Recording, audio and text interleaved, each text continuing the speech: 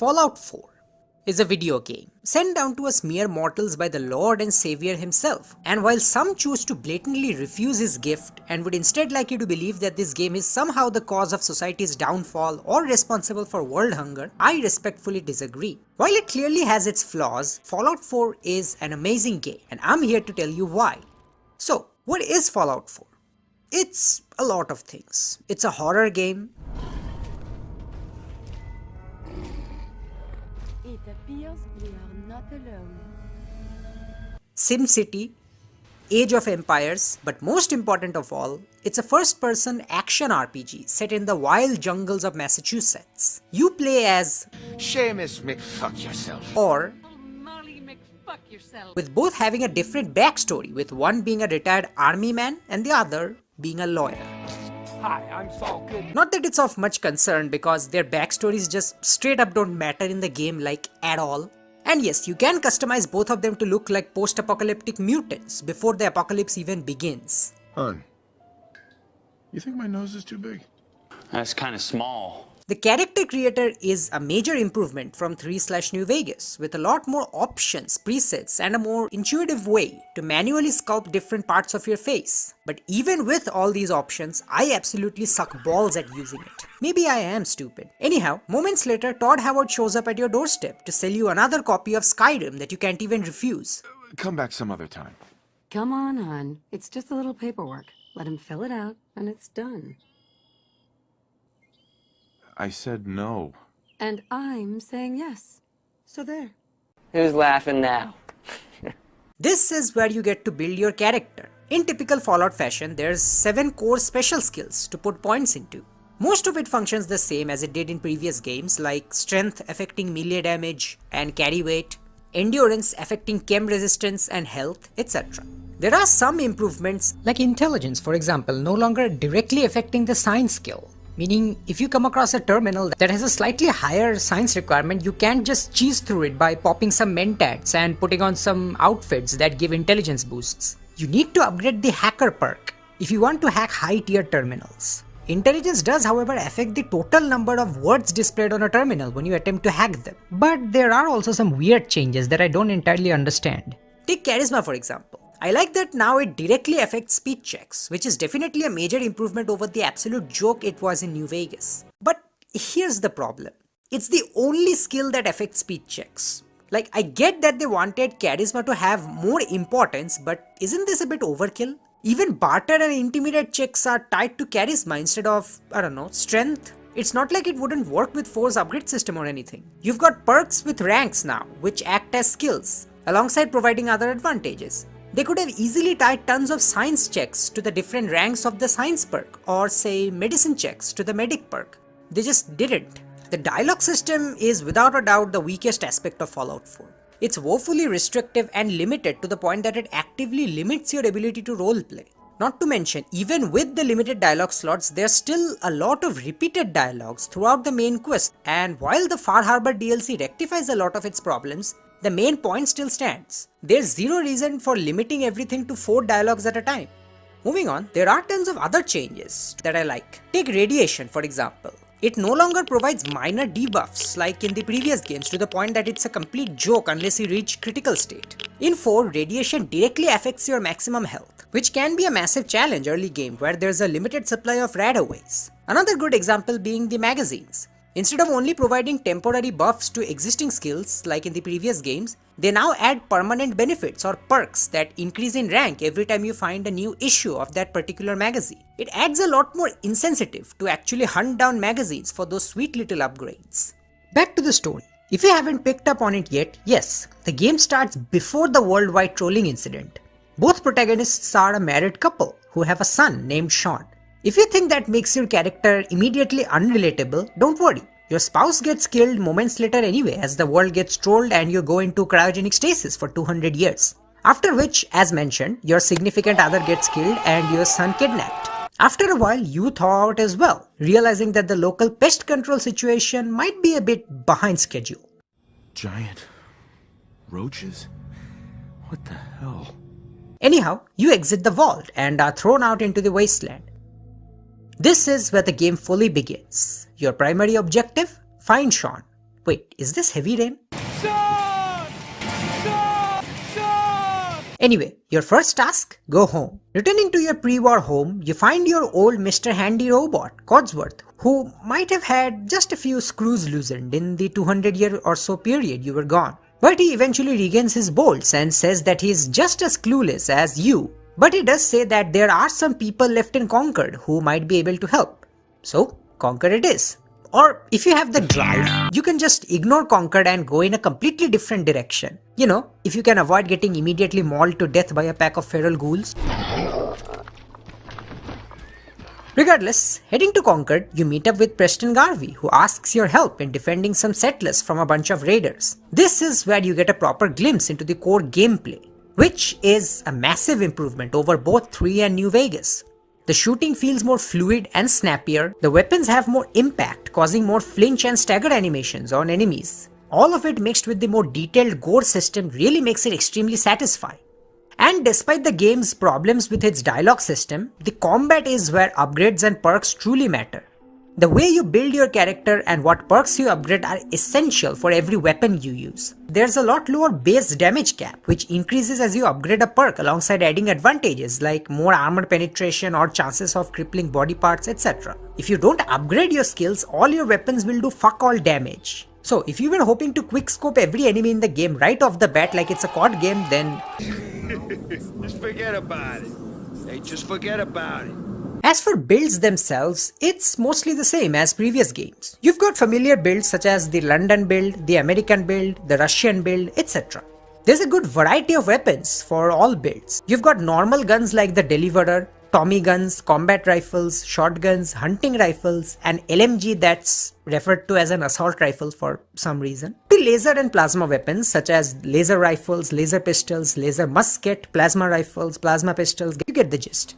There's also guns like the radium rifle, which does normal damage as well as radiation damage, or the gamma gun that simply does radiation damage, meaning it's by and large useless on anything other than human enemies. And as previously mentioned, the core combat is amazing. And as such, every weapon is incredibly fun to use if you build and upgrade them properly with proper perks. Except for maybe the Institute weapons. They serve the exact same purpose as laser weapons but are inferior to them in terms of damage output, even when fully upgraded. I guess they look good with a cool disintegration effect and have a slightly higher fire rate, but overall there's not much they can do that a laser rifle can't. And look, you can say the same thing about the pipe weapons, being that they're inferior to every other weapon in the game, but here's the thing. Pipe weapons are purposefully inferior because they're easily available on pretty much every enemy and are easy to get ammo and upgrades for. But that's not the case with the Institute weapons. They're only available in select areas and they use fusion cells, which are quite costly. There's zero reason for them to be this bad in terms of damage. Also, even though I love the designs of the weapons, what in the actual fuck is going on with their view models? Why do they look bigger than fucking Fat Mans and missile launchers? Their third-person models look nothing like that. What sorcery is this? Anyway, apart from them, most weapons are equally useful if upgraded well and applied with proper perks. On the melee side of things, you've got your classic sledgehammers, lead pipes, super sledges, and even walking canes. And they're all really fun to use. Just like the shooting, all melee weapons have adequate impact that make them all the more satisfying to use. Not to mention, enemies are far more capable at blocking now than they were before. There's no permanent block stance that you can hold up as long as you want like in previous games. So you have to block at the right time to properly trigger a block and reduce damage intake, which adds a decent amount of challenge to the whole system. On top of normal weapons, there's also legendary variants of all weapons. They're dropped at random through an RNG system by legendary variants of normal enemies, or just exploding and completing certain quests. These variants add specific advantages like, say, explosive ammo, fire damage, etc. Or more goofier buffs like, say, a chance to fucking yeet enemies in the air.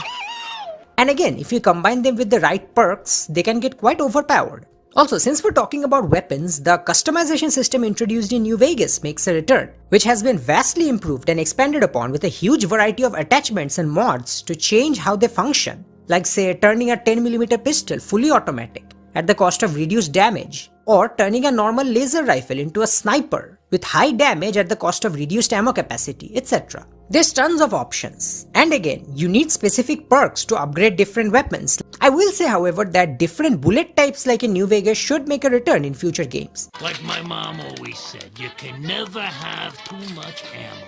Make it so that an armor-piercing gun would be more effective with armor-piercing rounds instead of normal rounds. Regardless, it's still a really good system in and out of its own that's well implemented and quite fun to use. Once you clear out the raiders, you join up with Preston and his crew who have a plan on dealing with the rest of the raiders all together. What is the plan? Use an abandoned power armor and a minigun to kill them off. This is where the game introduces the brand new power armor system in a bombastic way. Only it gets screwed over because the set piece is... We've got this.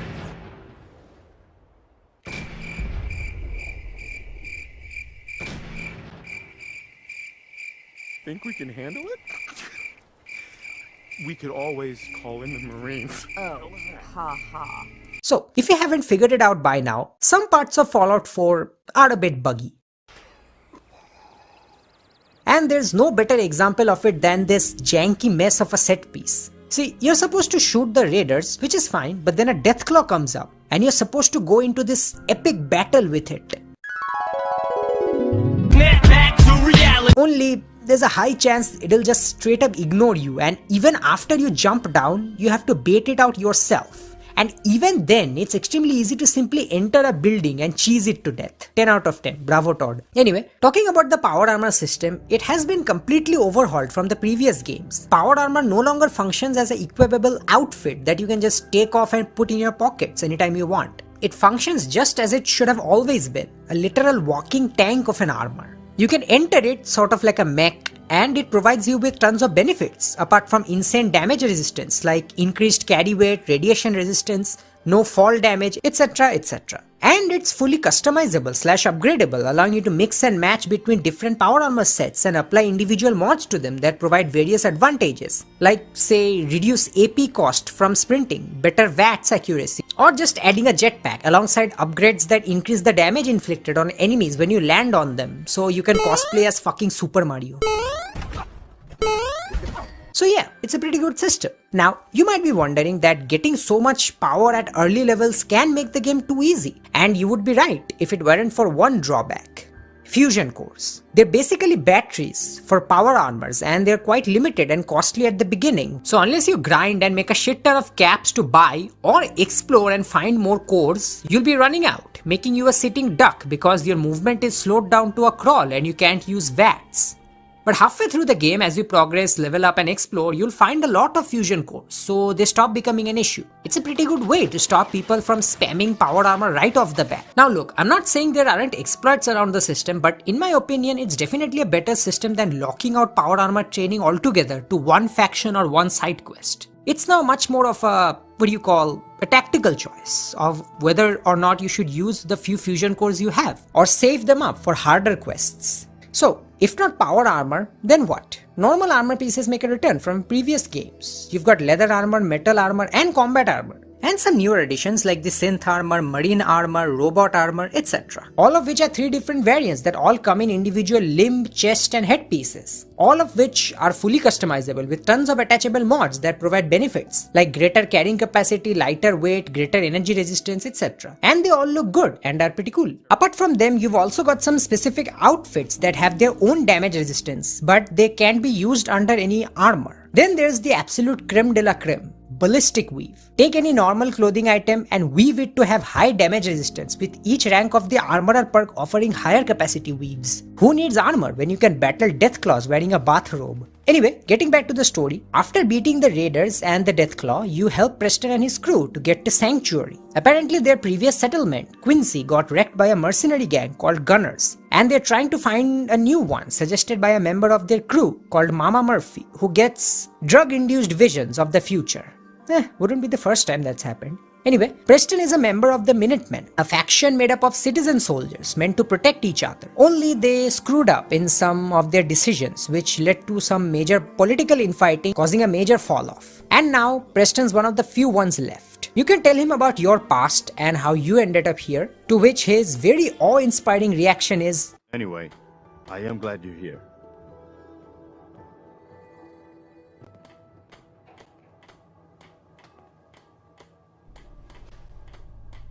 Anyway? What do you mean, anyway? As previously mentioned, your backstory just straight up doesn't matter in the game, like at all. Apart from 2 or 3 characters, pretty much everyone treats it like a regular Saturday morning occurrence to find a random 200-year-old cryogenically frozen man or woman roaming around. Although considering what goes on in the Commonwealth on a regular basis, it's probably in line with how people would react. But still, I wish there were more in-depth conversations regarding your situation instead of being shot down immediately before moving on to other things. Regardless, Mama Murphy gets another drug-induced vision and tells you that you may find information regarding your son in Diamond City, the biggest settlement in the Commonwealth. So, that's your main destination now, Diamond City. This is where you're fully let loose. Just like any other Fallout game, you quickly realize that surviving out in the wasteland is a difficult task, because the world clearly hasn't changed much from modern day Massachusetts, with all sorts of model citizens, including but not limited to regular Bostonians, slightly irregular Bostonians,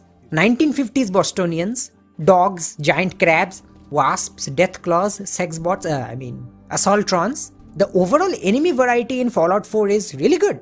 And every single one of them is equally fun to fight, with a lot of balanced encounters and weak spots allowing you to strategically exploit them, so things become easier for you. I will say, however, do not engage sentry bots at lower levels. If you're like me, who just came off of Fallout 3 and New Vegas thinking it's easy to avoid their attacks and take them down, forget it. They received one hell of a buff in 4, to the point that it's genuinely terrifying to hear their loud racket around the corner while casually exploring. Now, in order to survive these unlawful lands, as usual, money is a key factor, as it lets you buy better guns, ammo, armor, and drugs. There's tons of different ways to make money, doing radiant quests, side quests, selling loot, although I wouldn't recommend selling loot as your sole source of income, because the merchants in this game are poorer than your average crypto bro. There's a high chance that by the time you finish selling a single day's worth of loot, your missing son would grow up and find you instead. And yes, this is where another major flaw regarding the main quest becomes apparent.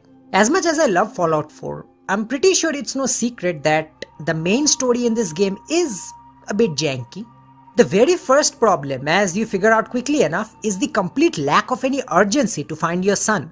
The game does absolutely nothing to make you care for your family. Apart from the main quest, there's no sense of urgency. You can just straight up ignore Sean and go do random stuff like playing SimCity in the middle of nowhere. Now, look, if you're like me, you can definitely roleplay as a caring parent on your own. But that doesn't mean the game shouldn't at least try to add some external sense of urgency. Hell, why kill off your spouse literal 5 minutes into the game? Just let her or him survive and be a companion. Build a connection with them. It would do wonders to keep the first half of the game on track. Why go to the effort of adding a backstory and a personal connection to the main quest if you aren't even going to use it? There was a lot of potential here, but unfortunately most of it wasn't realized. Regardless, talking about companions, just like in New Vegas, this first act of the game introduces you to most of the companions you can recruit throughout the game. For all its flaws, the companions are by far one of, if not the best parts of Fallout 4. They're all well written and equally charming and unique to roam the wasteland with. Just like New Vegas, they all feel like actual characters with their own personalities and backstories. It even expands upon the overall mechanic by adding an affinity system, with each having their own likes and dislikes. Moving on, once you get to Diamond City, you're directed to a private detective, Nick Valentine. He says that the suspected man, Conflict, who killed your spouse and kidnapped Sean, had bought a house in Diamond City itself. After snooping around a bit, you find a secret room with all sorts of goodies, including an unsmoked cigar, left behind ever so generously by Conflict himself. With Dogmeat's help, you manage to track down Conflict down to an old army base called Fort Hagen. This is one of my favorite portions of the game. I love how Conflict taunts you throughout the first half of breaching Fort Hagen. Yeah, but isn't my old friend the frozen TV dinner?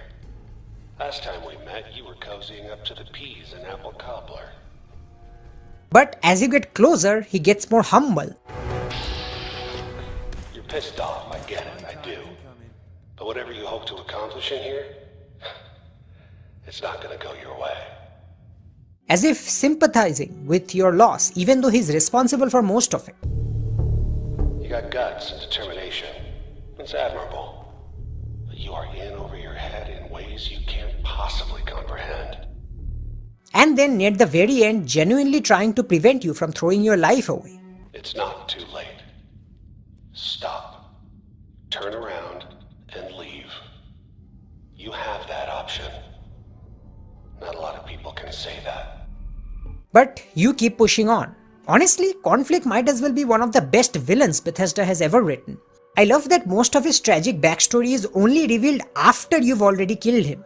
It's one of the best examples of humanizing a bad guy while still keeping them bad instead of turning them into an anti-hero or something. Anyway, after finally confronting him, you learn that Sean was taken by the Institute and Conflict is working for them, after which you finally take him down. Not out of anger or vengeance, but because the game generously offers you a free fat man just before meeting him. Look, I'm mostly a lover and not a fighter, but if you're handing me the power of a miniature sun, I'm definitely going to use it. Examining Conflict's body after killing him reveals that he's been enhancing his body using cybernetic implants from the Institute. All this tech. You were barely human. And his terminal confirms his words that Sean is indeed with the Institute. With that in mind, you finally leave Fort Hagen, just in time to watch the Brotherhood of Steel airship, the Pridwin, arriving in the Commonwealth.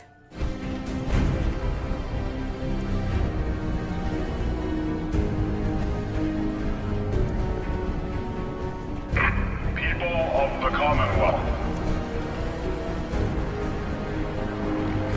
do not interfere. Our intentions are peaceful. We are the Brotherhood of Steel.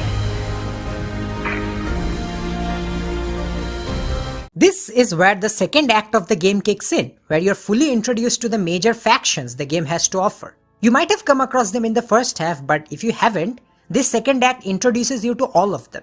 Just like in New Vegas, there's 4 different factions to choose from: the Minutemen, the Brotherhood of Steel, the Railroad, and the aforementioned Institute.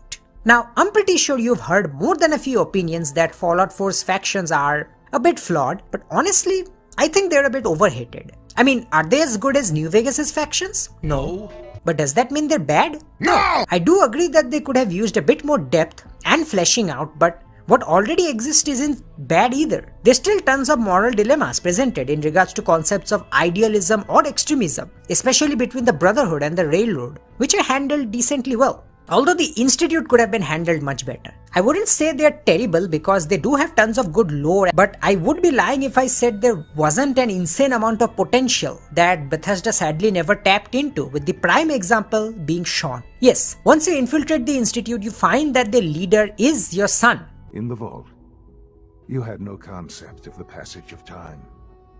You were released from your pod and went searching for the sun you'd lost. But then you learned that your son was no longer an infant, but a 10-year-old boy. You believed that 10 years had passed. Is it really so hard to accept that it was not 10, but 60 years? That is the reality.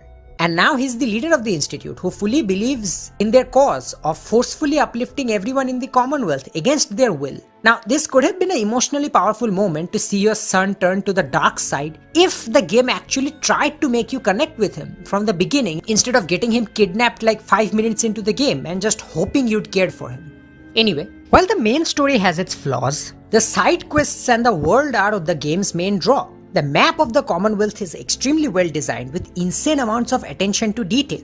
The overall map design is a massive improvement over New Vegas' mostly barren map outside of the main Vegas area, with much more even placements of side quests and enemies/creatures in different portions of the map, so you won't have to fight the same faction assassins for like 90% of the game. The side quests, as usual, are amazing, with a lot of variation and unique scenarios. There's everything ranging from helping a family from the Victorian era who've stopped aging because of their dad being affected by a Lovecraftian artifact, to helping a ghoulified Chinese submarine captain return to China. There's tons of unmarked encounters as well, like if you activate this radio tower near Fallon's, you'll hear a pre-recorded distress call about a woman being trapped in a safe. Hello? Anyone? I'm trapped in the jewelry safe in Fallon's. If anyone is out there, please help. What's going on out there? I felt the ground shake and nothing since.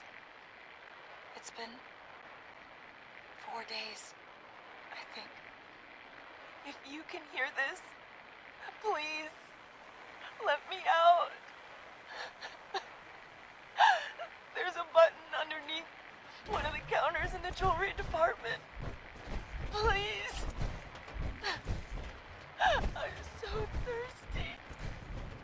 Please. Hurry. This has been a pre-recorded message. Message repeats in 3 seconds. You can visit the safe, but unfortunately the woman in question is nothing but a long dead skeleton.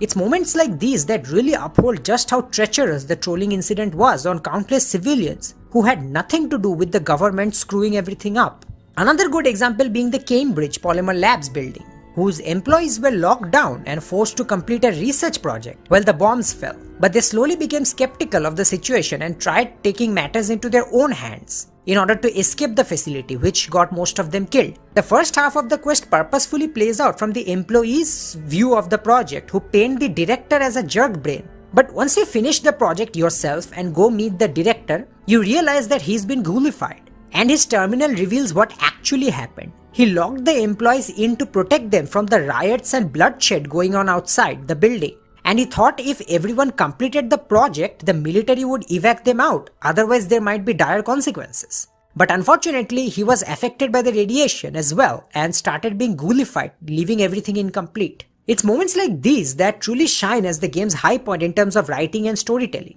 There's so many good examples that it would take me hours to talk about all of them. And of course, how can we talk about Fallout 4 without mentioning the music? As usual, Inon Zur absolutely shreds the job, creating some of the best ambient and combat tracks I've ever had the fortune of listening.